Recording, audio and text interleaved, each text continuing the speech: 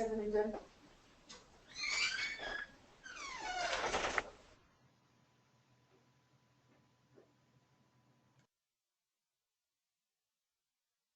Hello. Good afternoon. My name is Tina Cardarelli, and I'm the Director of Breastfeeding at Indiana Perinatal Network.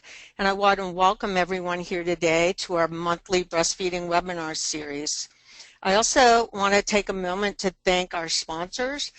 This past year, we have been fortunate to have the Indiana WIC program and St. Vincent's Health as our sponsors of the webinar.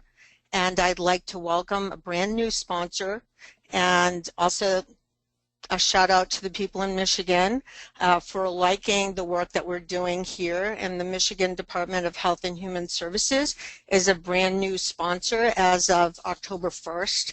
And we look forward to broadening the scope of what we're doing and actually improving the offerings. And so thank you to the Michigan Health Department. Next. I do also want to say that this webinar is brought to you by the Indiana Breastfeeding Coalition and the Indiana Perinatal Network.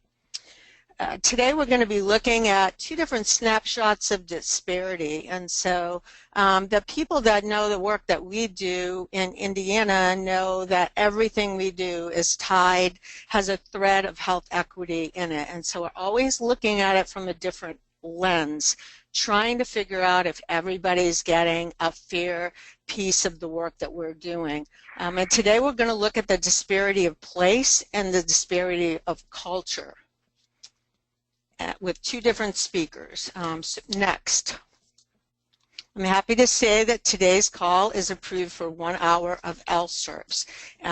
One of the purposes in this call is to bring free SERPs to people in the community, so you can do it right at your work, right at your home, and there are no cost involved, and that helps people keep their certifications, which is a big goal of this program.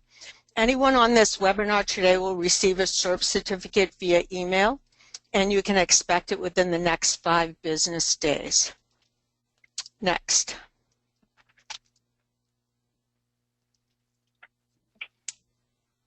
Next.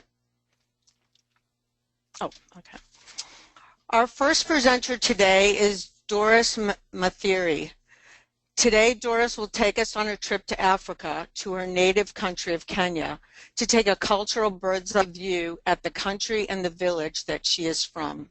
She will talk about the cultural disparities that can either create barriers to breastfeeding or support it. Doris's presentation poses the questions to us: why is the culture in Kenya such a success story for breastfeeding? And what can we learn in taking a big picture look at another culture that can help us to overcome the cultural barriers in the work that we do?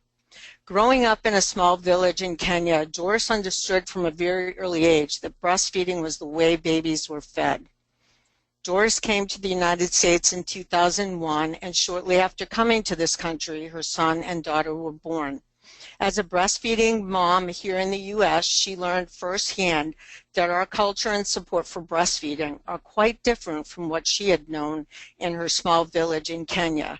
Her comparison of the experience of moms in these two cultures is very thought-provoking and insightful. I want to tell you that I first met Doris 2 summers ago when she was an intern at the Mother's Milk Bank in Indianapolis, and she contacted me to come and learn more about the work that I do. And on that, the day she came to visit, we had a very, very wonderful talk about her culture and our culture and comparing and contrasting the two. And I remember enjoying hearing her tell about her village in Kenya, and I said, you should make a PowerPoint and tell this story to other people. And that's just what Doris has done, and I'm so grateful for that. Doris is the mother of 2 teenagers. She attended IUPUI for both her undergraduate and graduate MPH degrees, and she is currently working as a pediatric practice liaison at IU School of Medicine in children's health research. She has a passion for population health, specifically maternal child health, and she hopes to join the global health arena in the near future. Welcome, Doris, and thank you for being our speaker today. Thank you.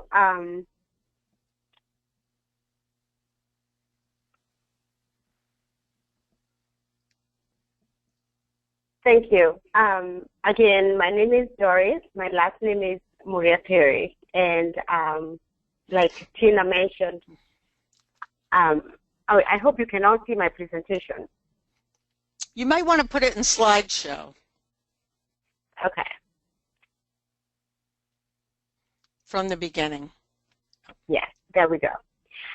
So, so she really did a good job introducing me, and I was almost feeling nostalgic, and also I almost teared a little bit because really the village where I grew up kind of shaped who I am today, and also shaped the type of education that I took. And I took public health to make a difference in the lives of mothers and children. So Kenya's breastfeeding is actually a success story because as children are born, mothers do not know anything else. They know it is nothing else but breast milk. But before I get into that, I want to, talk a little bit about Kenya by giving some introduction of key things. Kenya's population is approximately 47 million people. Approximately 1 million babies are born each year. Life expectancy is really low, 62 years for males and 65 for females. And really you can start thinking about the economy, poverty, when you hear about such life expectancy. When you compare that with United States, which is 76 years for males and 81 years for females, you can see the gap. So that tells a lot as far as, disparities are concerned. So if, any of you lived in Kenya, you could actually die sooner than you could if you lived in a developed country like United States. The GDP for Kenya in 2015 was worth $63.40 million US dollars. So for people who understand economics, you can start thinking about the national income and output, which is the expenditures of final goods and services, and that will tell you whether this is a rich country or a poor country. Its economy represents 0.10% of the world. So a country's economy means a lot. It means a lot even to breastfeeding. So we could ask a question. So we have the WHO and other nonprofit organizations that work in Kenya that support nutrition, that support maternal and child health, and they recommend breastfeeding. They have, education going out to mothers and emphasizing on breastfeeding. But the question would be, given the economy, given the handshake, is this a possibility? Is this practical? And so having been born there, raised there, grown there, I will really say, yes, it is possible because it is, number one, a cultural norm. So it comes automatically as a natural way to feed a newborn baby. So when I say yes, it's possible, some people might be like, are you sure they don't face any challenges? Yes, there are challenges. There are challenges like lack of professional support. For example, in the United States, when I was having babies, I saw people like lactation consultants and social workers, people coming to help me and show me how to hold the baby when I'm feeding the baby, and even, everything, that kind of professional support. It does not exist. If it's there, it's not enough. You might find one social worker, to a ratio of, let's say, 100 moms. What can she do for 100 moms? It's really a problem. So wet and cross natting has also been discouraged. Today, it used to exist a long time ago, but mostly among family members. You know, like a sister can breastfeed another sister's baby if this sister does not have enough milk. But today, because of HIV and AIDS, and sometimes people don't disclose whether they have HIV, AIDS or not, so people are being discouraging from doing wet and cross natting. There's also economic hardship, whereby moms who are working have to return to work early. And so they leave babies at home at an earlier age than they should. And so maybe they might breastfeed the baby at night, in the morning, thinking about the village life where there is no electricity, there is no running water, there's no electricity. It means there's no freezer where they can, pump and store milk. That means this baby is introduced to cow milk early, weaned early, which means they start solids early so that mom can go back to work. And so breastfeeding is only when mom is available at home. So when mom is at work and the breasts are too heavy, I remember my mom used to tell us what she used to do was actually squeeze the milk out of the breast to relieve herself. There's also food insecurity. So those are also challenges. When a mom doesn't feed well, the supply of milk is not as much. So to increase the supply of milk, mom has to feed. So a lot of people don't actually have food. They don't have enough food to eat. So that's another challenge. There's also high teenage pregnancy. And so teens have to leave babies home early, go back to school. A lot of people in Kenya go to boarding schools. And so they go away from home where they have no access to the newborn to breastfeed. Teens also, we have teens who think, oh, my breasts are going to sag or I'm not going to look good, things like that. And so they stop breastfeeding because of that.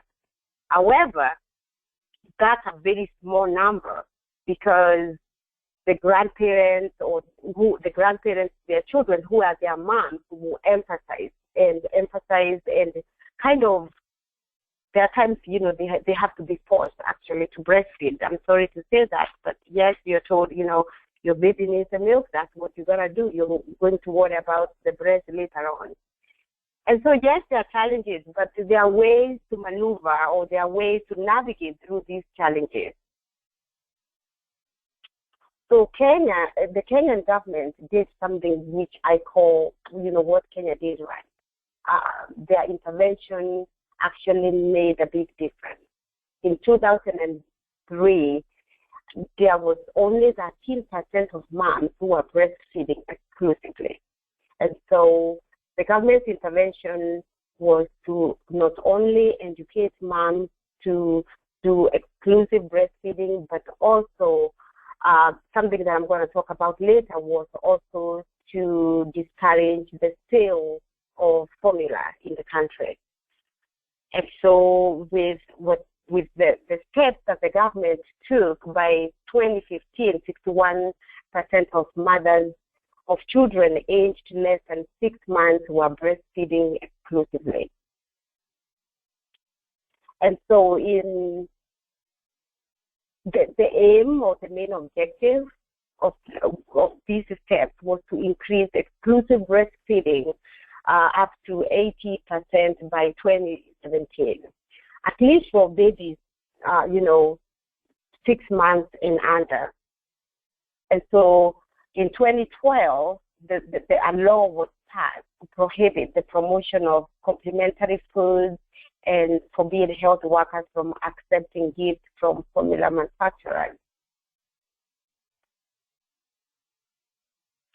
The hope was that this law would contribute to the government's push to encourage mothers to breastfeed exclusively for at least 6 months. And so Kenya had adopted the WHO recommendations of exclusive breastfeeding, even for mothers with HIV who are HIV positive for at least 6 months. And also another step was to encourage companies that had, whose employees were moms with newborn babies to have places where moms can express milk. But again, I'm going to tell you this only happens in the urban, in the cities where there's electricity and they can be able to store the milk in a freezer. This does not happen in the rural areas. So there are two parallel lifestyles. There's the rural and the urban. So formula milk was the alternative feeding for babies who mostly were born of HIV positive mothers. However, again, as I mentioned earlier, WHO recommended that even those moms are going to breastfeed for up to 6 months. And these moms were given a combination of 3 antiretroviral drugs that would really help with the HIV infections. At least during pregnancy, and I am not sure about when the breastfeeding is going on, but at least during pregnancy, they were given the antivirals. So with the passing of the law, it was made illegal to market the breastfeeding substitutes and related products to pregnant mothers, pregnant women, and mothers, and also to the healthcare professionals.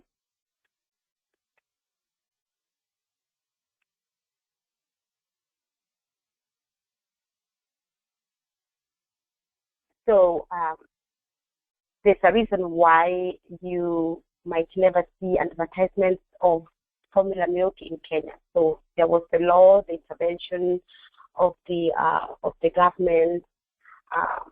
So that made it illegal to actually market those things. But also that started getting involved, which I thought was really, really huge. Their support made a big difference in breastfeeding. There was a scandal relating to the Nestle company. So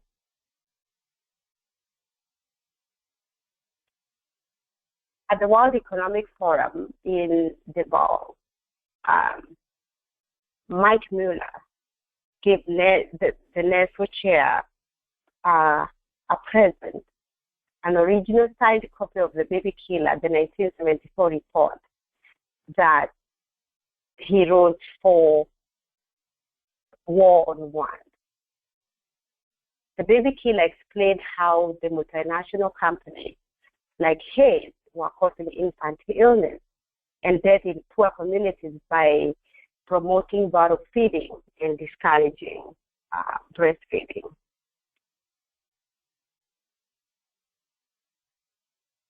So that was a direct attack on this company. Also, the company was in shock, kind of, and felt undermined. They also launched a long-running global campaign providing that the network social action was possible even in snail mail days. So you realize that Nestle was marketing the formula in Kenya, and then everybody stood up. People stood together, standing together. The government, the people, the dads stepping in made a big difference, discouraging the sale of formula, discouraging the substitute for breast milk. It has really, really made a big difference.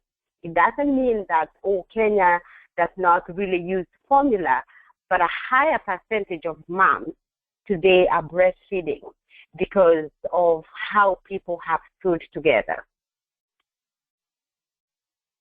So as I mentioned earlier, two parallel lifestyles. There's the rural and the urban. So look at these pictures. In the rural areas, unlike the urban areas, moms have to walk far from home to fetch clean water. Now, some areas don't even have this kind of water. And as you can see on the next picture, moms are carrying water and carrying babies. So really, moms are used to running their errands, with their babies. This is really hard. And I'm telling you, I don't think there's any American woman who will actually go to Kenya or to Africa and live this lifestyle. I don't think they can make it. And I don't blame them, really. It's the way they were born. They were born here where things are easy. They have never lived this life. But looking at this woman, if she can breastfeed with this type of handshake, then here where things are easier, where we have electricity, where we have a freezer to store milk if we choose to pump, where actually your insurance will cover for a pump, where even if you're on Medicaid, you can still get a pump, where all these facilities are available, where there's resources, where there's support from social workers, lactation consultants. But still somebody who is pregnant, you'll find a woman somewhere pregnant today, and they have already made a decision. They are not going to breastfeed even before the baby is here. Those are things I could not comprehend. Those are things today I have failed to understand. The next picture also shows the same thing. Now look at this one, where the water is coming from. This water cannot be consumed without boiling. Now the mom is going to fetch this water, go home, and light firewood. They don't have a stove. They will light firewood to boil that water. So you can imagine if this baby was on formula, by the time that water boils and cools, I think the baby will have starved.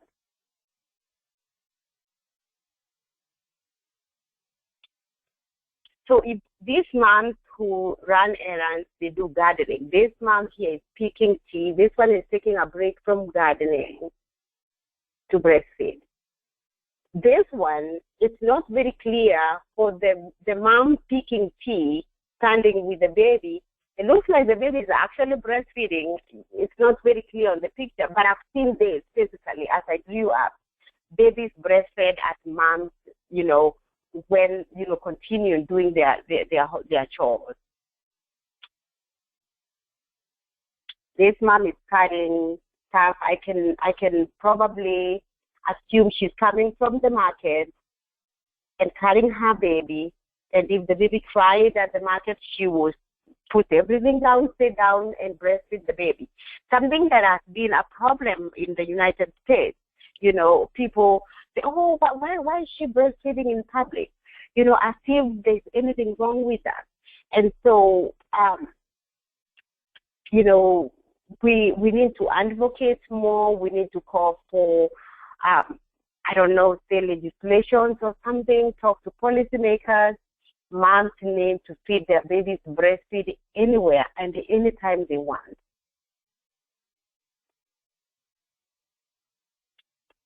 So in the rural areas, again, moms have formal jobs, and in the rural you'll find formal jobs like teaching, the frequent jobs there, or jobs that are more prevalent in the rural areas. They don't have a very long time, maternity time, to stay with the babies at home. So babies get to be weaned early, introduced to solids so that they can, moms can go back to work. However, for people who work close to home, during your break, you can run home, breastfeed, feed the baby, go back to work. But it's not very, very common that, somebody works, a walking distance from home. So in the rural areas, to be very honest with you, unless things have changed, because I've been in this country for a very long time. When I grew up, I remember the shopkeepers we used to see the cans of formula. They were holding that because nobody was buying them. And then in my mind, I was thinking, why do they even bring them here? Nobody buys these. We used to call them tins. When TIN, when I was growing up. And I was thinking people are crazy to actually transport this milk here where nobody's interested. You know, every mom breastfed in my village, if I can speak for my village. And this was because of the culture. You know, this is how my mom did it. This is how my grandmother did it. So when you have the baby, you have the support of your mom. You have your grandmother still alive. You know, she will be there supporting you with everything, including when you're tired, holding the baby for you. But they made sure that you were able to produce breast milk, even if it meant, you know, looking for whatever type of food. There's some type of food in the villages that help moms get more milk, like millet. So they'll grind that millet and make porridge, and mom will drink that. There's some type of black beans, I remember. But I'm telling you, in the villages, the cans are on the shelf, expired, attracting that. Nobody buys them. Now, when dads stepped in to support breastfeeding, so dads mostly are the breadwinners. You know, they're the ones who go out to make money. So as a mom, you're not going to tell them, give me money to buy formula. The question they will ask you will be, and what are you going to be doing? Why are you not breastfeeding? What are you lacking so that I can provide? So that's how it is in the village. So poverty, I don't know whether to say that's a good thing because of poverty, you know, there is no clean water to prepare formula. So really, you don't even think about formula. There's no water to do it because water has to be boiled. It takes time. It's easier to breastfeed the child because this is clean milk. I talked about energy, no electricity to, you know, to have refrigerators and deep freezers for storage. So although the opposite applies in the urban areas where they have clean water, clean running water, refrigerators, deep freezers, still there is that support where they encourage their wives to breastfeed. The challenges faced in the urban areas is where mom has to go back to work if she is a working mom, and if, you know, the company they work for does not give breaks. I remember my auntie, we used to take the baby when I was living with my auntie in the city. We used to take the baby to her to school so that she could breastfeed. So I've seen it all. I've seen it in the rural. I've seen it in the urban. I've seen the challenges in the rural. I've seen the challenges in the urban. But all these challenges really, honestly, do not prevent most moms to breastfeed. So I have reached the conclusion of my presentation, but I want to ask, what is the take on this? You know, what I want you to go home, go back to your communities that you support, asking yourself, why did we even talk about Kenya? What is that culture in Kenya? What is it that is significant? That when you compare that culture with the culture here, you see a difference. You know, you see a mom going through a lot of hardships, carrying big jerrycans of water on their back, and the baby, you know, and carrying the baby as well. And when she goes home, she's going to be able to breastfeed. So the thing is, we don't go through any hardships here that would really prevent us from giving our babies the best food we can ever give a newborn baby. The economy here is not bad. So I will tell you something real quick. When I came to this country, I did not have anything. I became pregnant with my daughter as soon as I came here. And I remember I was living with my brother-in-law and my husband, of course, and we didn't have anything. And the first question was, my God, we don't have anything. What am I going to do? So no poverty stops a baby from growing.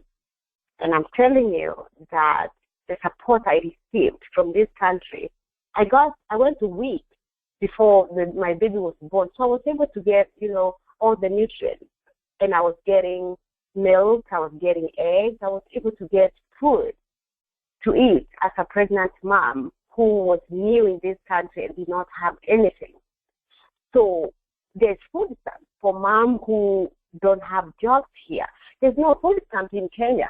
You either grow your food on your garden, or your husband has a job or some business or doing something to be able to buy food, or you're going to go hungry.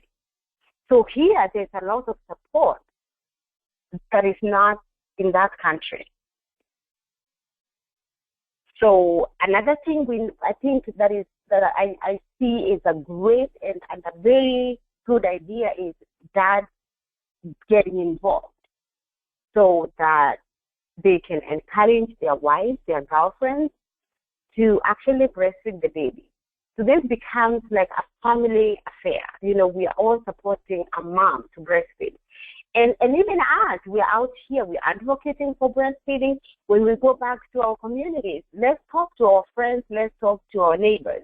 Let's tell them about breastfeeding. You know, let's encourage it. It's not that bad.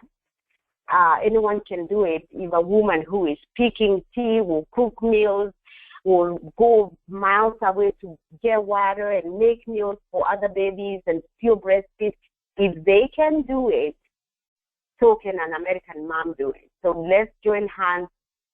Let's preach the gospel. Here she is, breastfeeding. And those are my references, and I think that's the end of my presentation. Thank you very much, Doris. I really appreciate your insight, and thank you for sharing your experience with us. Our second speaker today is going to talk a little bit about situational barriers and barriers in place, and her name is Lisa Diamond. Lisa will be talking today about the important and innovative work that she is doing to provide breastfeeding education and support to moms in the Indiana Women's Prison through a program called We One's Nursery. Lisa has been a breastfeeding peer counselor with the Marion County WIC program in Indianapolis for 6 years, and in addition to her work in the prison, she also works as a peer counselor at IU Methodist Hospital, a large hospital in the downtown Indianapolis area, as well as several local clinics throughout the city. Lisa is a mother of 3 sons and proudly breastfed them all, and she has a brand new granddaughter, just 9 days old, who I understand is breastfeeding too. Yes. And being a breastfeeding mom inspired Lisa to help others to do what she had done. She has a passion for helping all mothers to establish and affirm their goals to provide breast milk to their babies. And speaking of passion, I'm so excited to have Lisa as a speaker today. I will tell you that I've worked a lot of years in a lot of different places around breastfeeding, and Lisa is one of the most high-energy, passionate people that I know. She cares so much about the work that she's doing in breastfeeding, and it's an honor for me to have Lisa present to you today. Well, I am so grateful to be here. This has been a great relationship with IPN and just the breastfeeding community. It's been wonderful. So I'm excited today to step in and just for a few minutes and discuss the work that WIC is doing in partnership with collaboration with Indiana Women's Prison and their We One's Nursery program. So just a little bit about the program. You can see in the beginning slide here, that is my coworker and bilingual peer counselor, Maria de Limas. So she and I both volunteered out of all of the PCs or peer counselors in Marion County WIC to do this novel venture by supporting women in a very unique situation. I think it can be daunting from the beginning for most people just hearing about it. The prison environment is not something that many people are exposed to unless you are in the system, as it were. So this is very enlightening because what we're finding in the prison and meeting with the participants there is that they are mothers and women just that as we see in our families and in the clinic setting. So part of the unique approach that we have to have is finding out how we can meet their needs within that particular stressful environment and increase breastfeeding rates and bonding with women in extraordinary circumstances. So just a little bit about WIC and what our goal is. It is to provide evidence-based lactation support for these mothers in this situation. And our best results have come from listening to the women and providing support and knowledge about infant feeding. And so making realistic goals with each woman has been the goal. We're finding a lot that many women have breastfeeding experience prior to their incarceration, and so we try to utilize that as we do the education there. So the first slide talks about the beginning, how we ones and WIC and Marion and Indiana Women's Prison kind of forged this relationship. We are one of 8 states that have the prison nursery program. So we have women who meet the established criteria, which we'll go over in just a bit.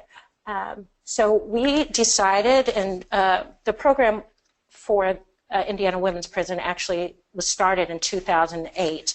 And so WIC came on in 2014 to provide the services to the families in that program. So we provide nutrition services with a registered dietitian and breastfeeding services through our peer counselors.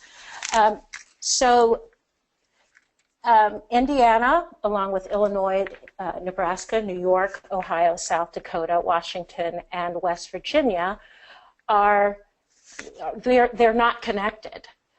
These are other programs that are not based through WIC and their support. And so in the future, that's one of the hopes that we have, is to kind of get together and see how each one of these programs are implemented. But we partner with them vicariously because we are supporting women that are incarcerated. So what we're finding is for many of the women who are in this program, they've gone through multiple traumas, situations, barriers like substance abuse, separation from their spouses or children, physical, domestic abuse, trauma. And so this program we're finding is a positive diversion and kind of helps them to do the time. So part of the eligibility requirements for an offender to be a part of the We One's Nursery program is that obviously the offender must be pregnant upon entry into the prison system. They have never been convicted of a violent crime. So I think a lot of times when discussing this nursery program or any prison nursery program, there's the preconceived notion that lots of these women don't deserve certain things, or they're doing their time and they're left alone. This is like something special. But I think we always have to consider that there are gender-specific needs that have to be met, and it is the most humane thing to allow a woman who, with an increase in the past 20 years of 825% of incarceration for women. That's huge in 20 years. So we're seeing that we have to consider their needs, and that the odds are some of those women will be pregnant when they come in. So, they are not, these particular women are not convicted of violent crimes. Usually, although we are privy to what they are sentenced with, we don't discuss it, because in that situation, they are moms who need our support in a very fragile environment. So they have to meet that criteria of not having convicted a violent crime.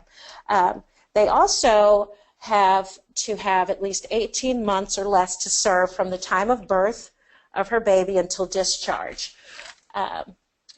They also must read at an 8th grade level or higher, and they have to pass a screening based on mental and medical health questions. So that helps them to have better compliance with the program. We're finding that a lot of these women, if they've had substance abuse issues, they have moments of clarity when they are sobering up during their sentencing. And so this offers a unique time frame to approach them about how they parent and choose to feed their babies. So, all right, for the services provided, Marion County WIC is the only WIC program, I might have said that before, that has started these comprehensive services since 2014. So this includes breastfeeding peer counseling support. The dietitians issue benefits to the infants and toddlers who are there on the program who are not breastfed. They also provide nutrition education and referrals to services that help them to segue back into society. So the breastfeeding support that we offer, we do hands-on latch support, but before that we do prenatal education on the benefits of breastfeeding, and we offer continuous encouragement. So what this involves is we use the loving support model, 6 steps to a baby-friendly birth. With the latch support, in an environment where their touch is not allowed, physical touch, that is one of the areas where we've kind of had to adjust some of the rules that are kind of set in stone, where we know that latch support has to be at times hands-on, and so we are able to support moms and gain trust in getting their babies to latch.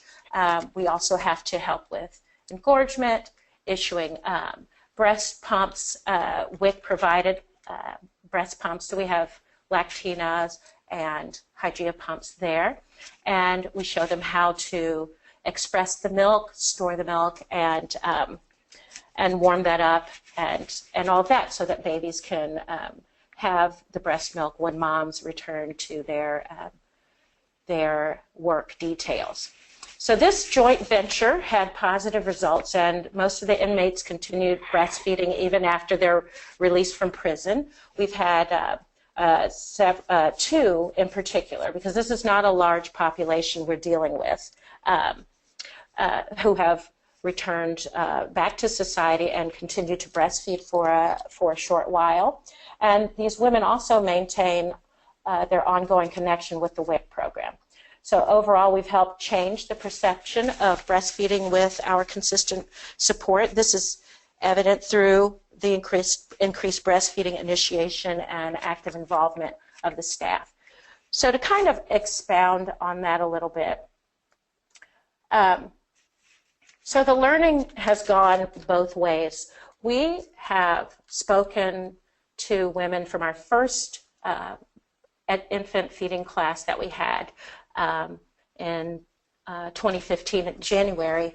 We had women saying, "Oh, is this disgusting?" or they consider it based on their sexual trauma to be something that is not good. So we've had to redefine that and explain how it can be helpful in that environment. So what we're seeing is that we've helped them to kind of discuss having a birth plan within those constraints, as far as planning to breastfeed, knowing that the pump is available, providing nursing bras and nursing pads, and forging relationships between other mothers who are inmates to help during a situation where, say, an inmate has delivered her baby who has remained back at the hospital in the NICU. So in order to get a mom motivated to express milk to have for her baby when the baby is returned to the prison to be with her, that she still has a milk supply. And we teach them how to do paced bottle feeding and show other inmates who care for the babies how to do that as well.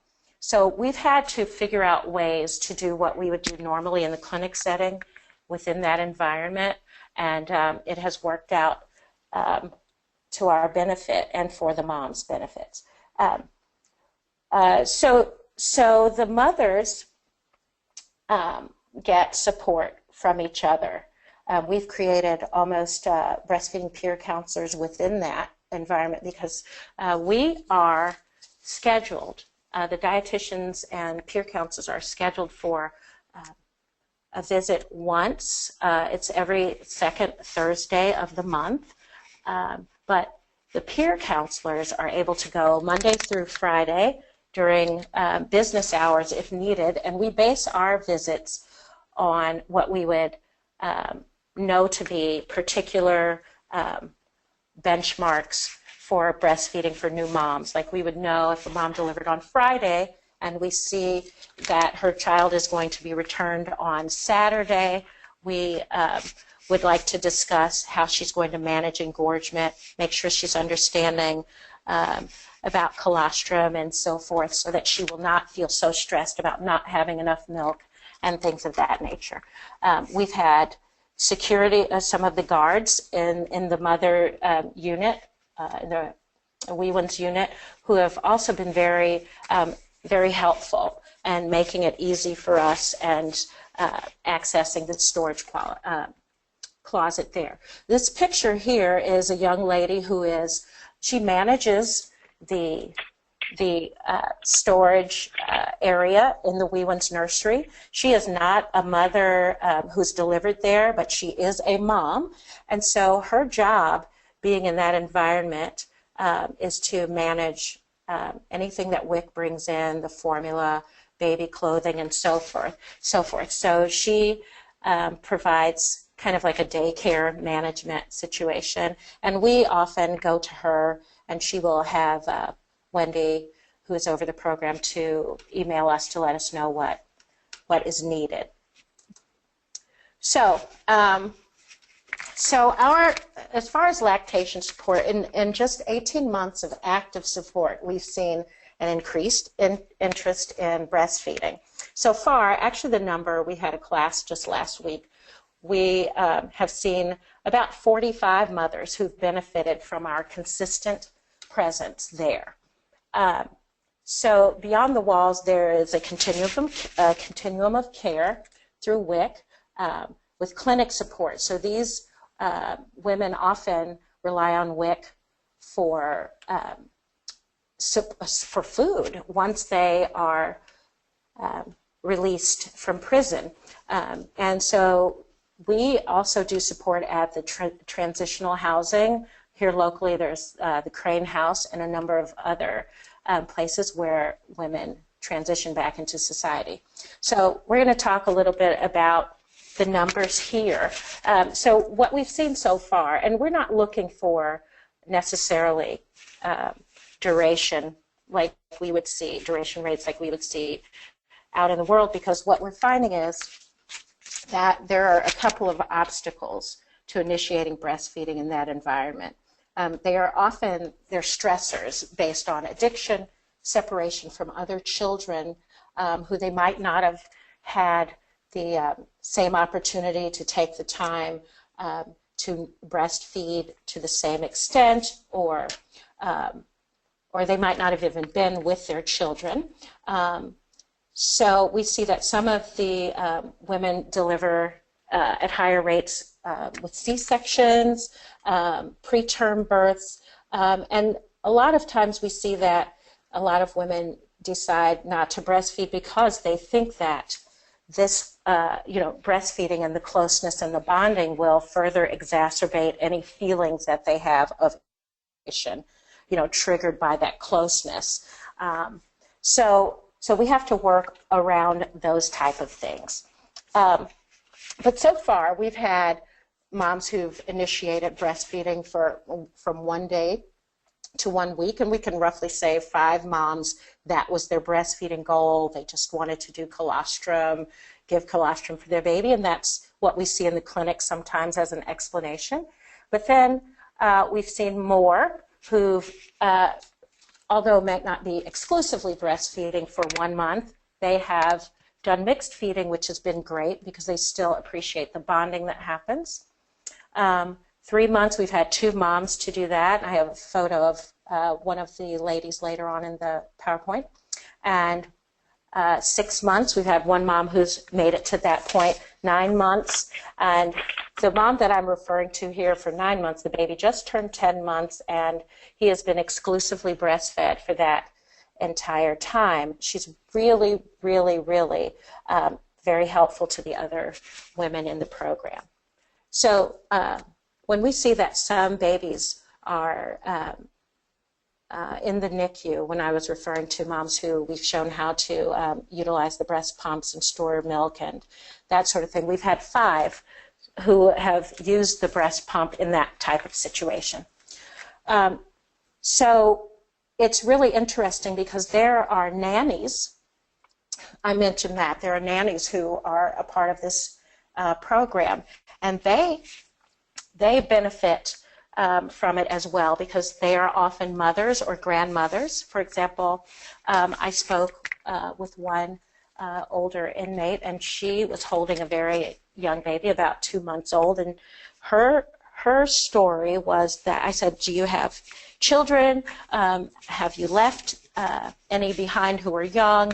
And she said that she has a granddaughter who would be, that she's never seen, who is just about two months old, the same age as this baby. So that gave her a chance to really heal something, or it filled a need for her to be able to hold a baby. And that's part of the gender-specific kind of mothering thing that needs to be addressed in order for them to spend the time there. So, so just a little bit, this is a testimonial from one of the nannies. If you can just, I'll read along. It says, this program, WIC, has made me want to be a better mother. It helps me to be able to help other new mothers like a mentor. I'm not strung out on dope, and here it helps me to realize what I need to change about myself. I had WIC when I was out on the streets, and it kept my kids from being hungry. So she realizes that even prior to her incarceration and throughout, that WIC has been a consistent touchstone for her. It made her feel proud. And so what we're hoping that this program does is help with recidivism rates after participating in that. And it just helps them to be a better mother when they come out. So this young lady here is Samantha. She's the mother to Jace, who's that cute little baby right there, exclusively breastfed baby. She has breastfeeding history of 15 to 18 months with her other 2 children. And so she said having WIC breastfeeding support meant the world to me. Without them and all the education and encouragement they give me, I would not be exclusively breastfeeding my son Jace for 6 months and still going. She celebrates, we celebrate, you know, new teeth coming in. Yay, the baby's teething. She has other questions that aren't necessarily celebrated or answered by staff or fellow inmates. So, so primarily what we're learning is that this environment is really, aside from it being a prison, we see the same things that are mirrored in terms of barriers inside those walls and without. And what we're trying to do mostly is figure out how WIC, being a nutrition program, can help these moms with their particular concern, which I just want to take a second to highlight, which is their nutrition piece. They are 2 people mother and baby. And I often quote this. It says, when a pregnant inmate enters a prison, there are two types of persons. One who broke the law and is serving her time, and the other who is innocent. And the innocent one deserves the best start in life. And so with that being said, these moms are concerned about their milk supply being enough to sustain, or their diet being enough to sustain a milk supply. And so we have to reassure them that if the food or the diet sustains them, which is 1,800 calories per day, it is not increased because they are pregnant or lactating. That's one of the main concerns I think that the WIC program is trying to work on. The moms who are breastfeeding, they get their WIC benefits to receive baby food and those type of things, and formula-fed babies get their formula package, but moms, in terms of dietary needs, they don't get that from the commissary. So it's often a struggle for them to think that their milk is going to be good for the baby. So we talk about the contents of breast milk and how to relax and taking time to feed the babies and bond. I want to talk a little bit too about the environment. I think in some of the photos you can see it really helped me when I went in to know that this was not some dark place, scary place. It is very well lit.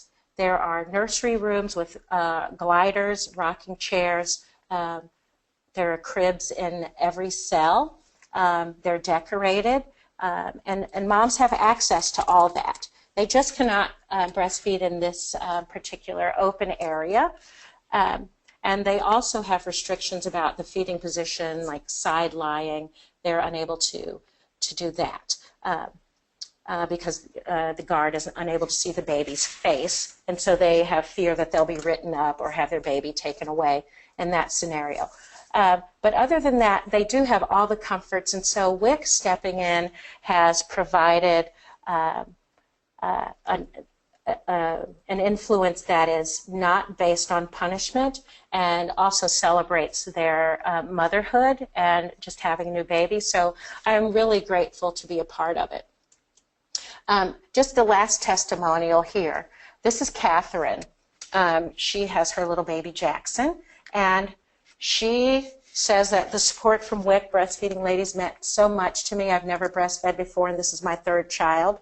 The bond was amazing and still is. Not only being able to give my child what he needed, but the connection and bond between me and him is amazing. Being in here also doing breastfeeding was trying at times, so you guys coming in here was helpful and supportive.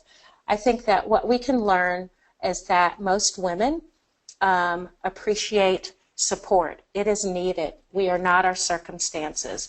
And just as Doris said that, you know, there's food insecurity in Kenya, some of those issues are alive and well in Marion County and Indiana and globally. So it's just a pleasure to be a part of that and to help to address any disparities and resolve it one baby at a time.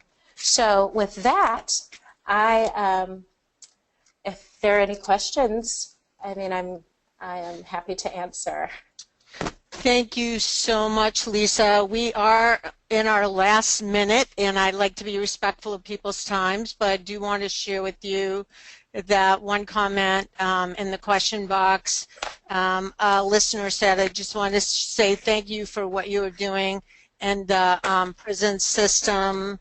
What an amazing example of support for some of our most vulnerable mothers and babies. Kudos to you, and let's hope we can expand this program to other communities and states. It's so inspiring.